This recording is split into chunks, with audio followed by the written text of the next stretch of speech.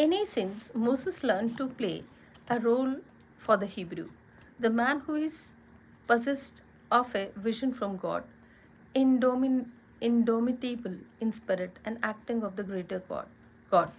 A normal tribe member would have to ask him or herself if this promised land was not something that existed merely to Moses' mind, but the force of his conviction and the determination to lead people to the promised land made it hard to doubt him.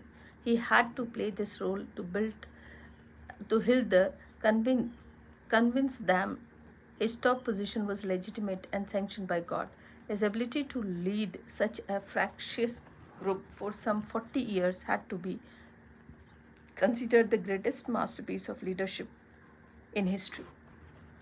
We moderns believe we have moved far beyond our primitive tribal origin. After all, we live in a secular, rational world.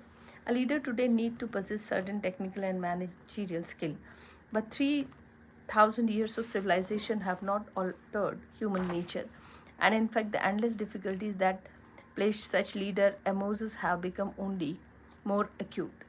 Whereas before we human might think first of the tribe, we have think primarily of ourselves, our career and our narrow interest. Office politics is the extreme endpoint of this trend.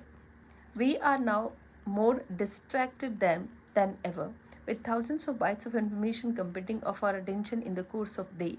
This makes us less patient and capable of seeing the larger picture. If we were being led out of slavery, we would not be able to focus on the promised land for more than a few minutes.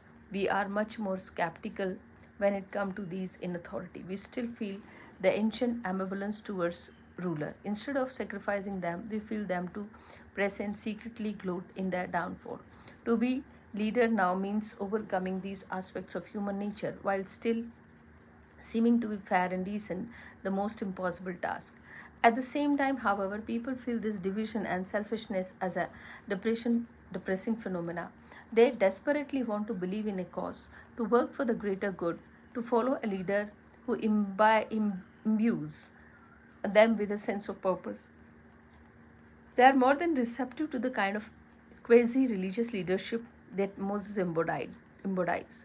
As the one top, you must rid yourself of your modern prejudices, your fetishism, and technical means to be leader.